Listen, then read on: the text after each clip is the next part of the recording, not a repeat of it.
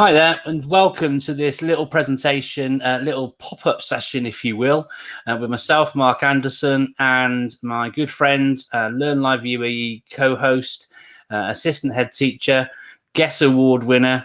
I could be here all day with this, Ollie, but I'm here today with Ollie Lewis. And the reason why we're here today is to promote and share with you a course that Ollie and I created back just before the summer, actually. For the National College. It's a certificate in delivering effective, blended and remote education. It was really great to have the opportunity to write and develop this course alongside Ollie. Ollie's someone I both rate as a friend, but also hugely respect in education, not just because of how great he is and what he does, but how his approaches to teaching and learning aren't gimmicky. They're really grounded in research-informed methods. He is someone who is at the real forefront of his game, and so it's a real honor, privilege, all those things to get the opportunity to work with Ollie like I do, and particularly in delivering this course for the National College. Ollie, over to you. So our course was titled Delivering Effective, Blended and Remote Education, which at present is obviously a hugely topical situation that we all find ourselves in. We all find ourselves teaching in some way, shape or form in a version of a hybrid model. It's been great if we can just touch very briefly on some of the feedback that we've had from this course. You can see up on the screen now, we've had really wonderful comments like great course, excellent overview.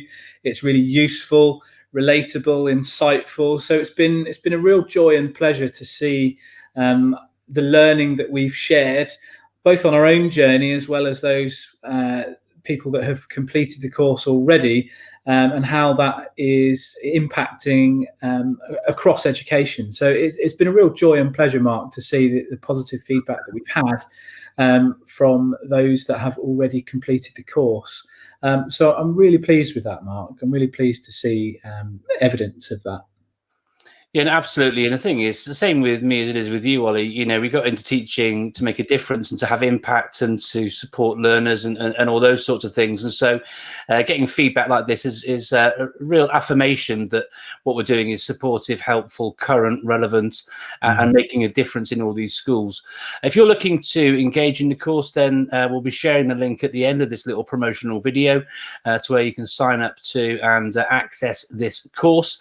Obviously, things are changing every single day, though, and so what we've done with this course is to ground what we're sharing with you in not only our many years, like sort of 35 collective years of experience between us, but also the work that I do with schools around the world and across the UK as well.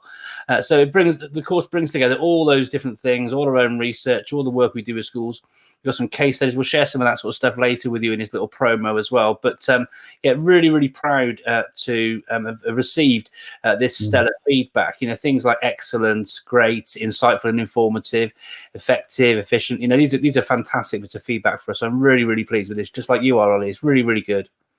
Yes, it's great to receive such feedback. Should we dive straight in then and give a bit of a kind of overview of what's entailed in the course? Yeah, no, absolutely.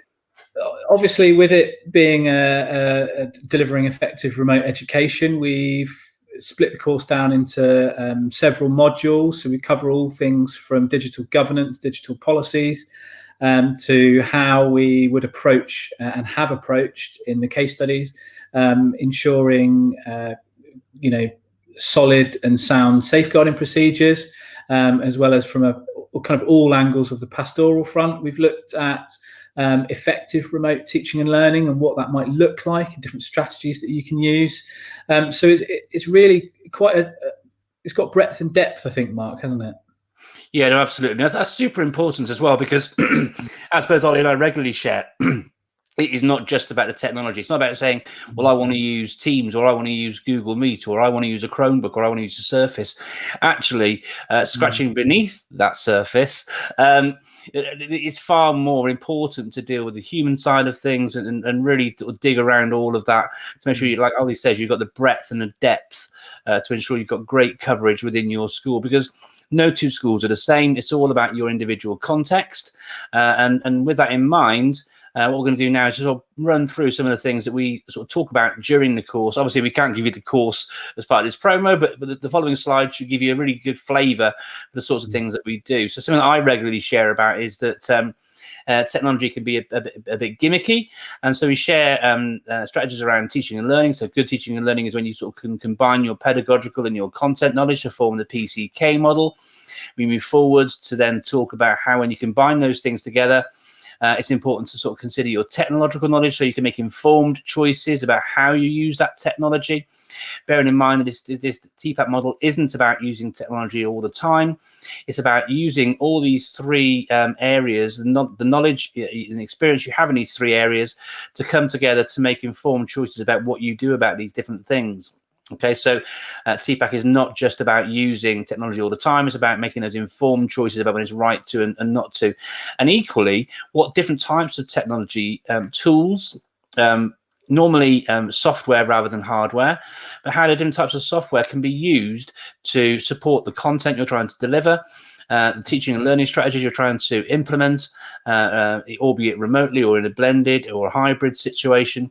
There's so much coverage within the course that we know you'll be massively interested in and find really useful. Our approaches, Ollie, as well, if you want to carry on.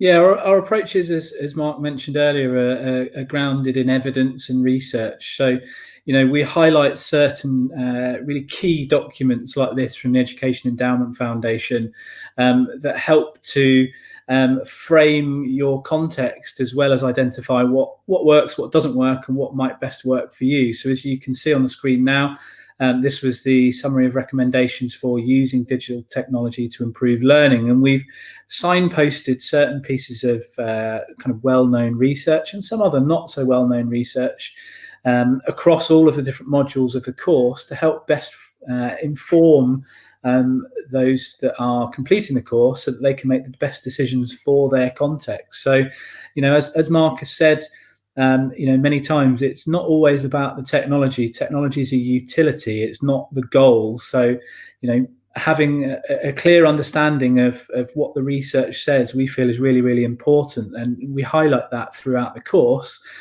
through key documents like this. And obviously, you can see this one is broken down into 4 key areas. And we signpost those throughout the course so that, our course completers can make the best decisions moving forwards for their particular context in their schools. Yeah, absolutely. So I don't want to spend any more talking about that, but what's up next? Yeah, so we refer to lots of different publications as well. It'd be remiss of me to not include one of my own. This is something that I wrote, and we've had a second iteration since we wrote the first one that I wrote with Al Kingsley. Al is not only the managing director of a large edtech company, but balancing that, he's also the chair of a number of large multi-academy trusts. He's also a Regional Schools Commission board member for the South East and North London. He's got lots and lots of hats and lots of experience of implementing and deploying technology. And so we refer to this guide during the course of the course. If you want to access this, you can download it from schooldigitalstrategy.com. But again, to view it in isolation, there's lots more information available through the course to enable you to really think carefully about how you're going to ensure that immediate sort of, if you're in the UK, that immediate switch to remote learning should you need to. So in the guide, you'll find lots of things in there about how you can approach different things, such as providing structure, giving an overview, being transparent about how teaching and learning will run, managing those expectations, and making sure how you as a teacher are visible as well. And we'll talk about the ways in which you can do that. Being visible isn't just doing the sort of thing that Ollie and I are doing right now. I mean, I could bring myself up to camera and be visible like this. But sometimes being visible isn't about being like that. It's sometimes about responding to messages in your stream, responding to messages in chat, emails, giving feedback, all those different things. And so we go unpick and uncover all those different aspects within the course. And of course, to aid that frame of reference, it's really important that we provide current case studies, so real examples of schools. And one case study in one of the particular modules is from the school that I work in, the British International School of Abu Dhabi, and this is just an infographic that shows how we approached our hybrid teaching and learning model across the school, and all of the various facets that took from a learner's viewpoint in terms of our connected and our guided time, so our synchronous learning and our asynchronous learning. And again, we go through in the course the evidence behind the decisions for all of these different parts of our virtual school experience, so our hybrid learning model within the school. And I think it's really important that we do provide that example for anyone that completes the course, because that aids to their frame of reference and it helps them to see what works within particular contexts. And we highlight a few different schools globally for the work that they've done delivering their effective remote learning strategies. Yeah, absolutely. Because it's not about, you could look at this diagram and think, great, but not everything in here would resonate within your school. I mentioned the context word earlier. There'll be some things which you'll see just from this particular case study that you think would be really, really useful for your school, but not all of them.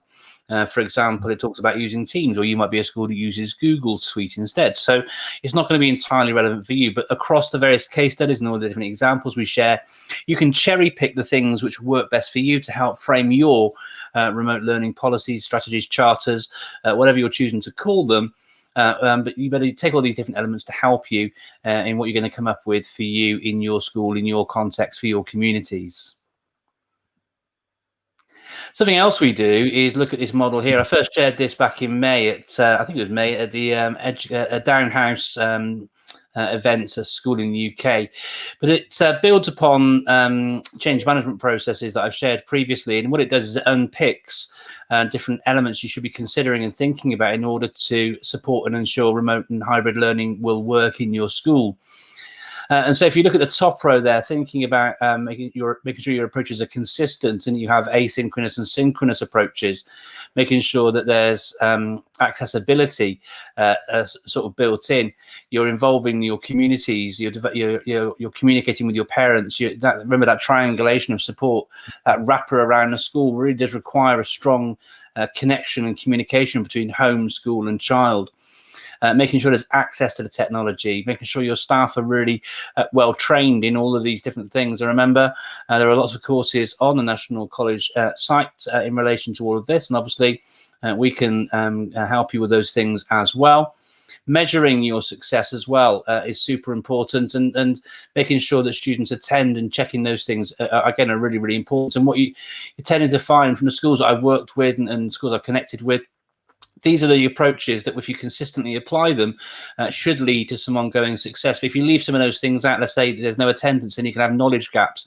If you don't measure your success, you don't know if you've been successful. If you don't provide CPD, then your staff are going to be anxious. If you don't ensure that there's access to technology to ensure these things are taking place, there's going to be inequality. And if there is a lack of access, what funds can you access? And what can you do to support those families in your community that don't have access? It's all those things to really, really be thought about deeply.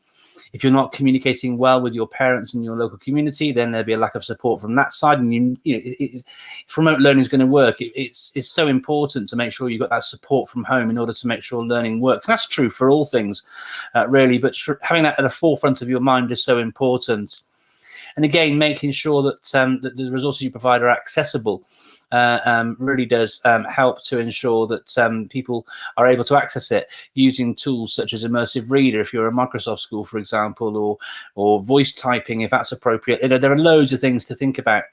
It's not for us to tell you what to specifically think about, but the prompt really is to get you thinking about these things so that you have that coverage in your plans and everything for remote learning in your schools. We know from our experiences over the last 8 months or so that having an asynchronous and asynchronous blended approach is super important as well. And if you don't have that, then you may struggle to have equality. So if again, sort of families are sharing devices and they can't all be there for synchronous sessions, what are you doing to provide coverage for those sorts of things? And then the key for all of this really is consistency. Particularly, I would argue it's a bit easier for primary because you're often, same teacher, same students, all using the same platform all the time. It's more frequent that you see consistency in platforms and choices in primary. But when it comes to secondary, what you don't want to be having is, one teacher using Seesaw, one teacher using Shobi, one teacher using Teams, another using Google Meet, so forth and so on, for ways in which you connect and work and collaborate and share with your learners. So consistency is super important. As many people share around implementation, less is often much more, and taking a small marginal approach to all these things in a consistent way will be much more likely to support your school and give you the successes and the opportunities that you want in lots and lots of different ways. So these are just some of the things that Ollie and I unpicked during the course, and we hope that you are interested in signing up and finding out more about it. I think our next slide gives a link to where you can access the course. Absolutely, yep. Yeah. So, to help, we've created a nice little vanity link for you there, so you can get that nice and easily. Just simply go to bit.ly/remote education course, and you'll be able to sign up and find out more information about how you can get involved and all those sort of things there. So really, really proud to have been involved in this project, Ollie. It's great to work with you on this as well. Just bring us back full screen for a second.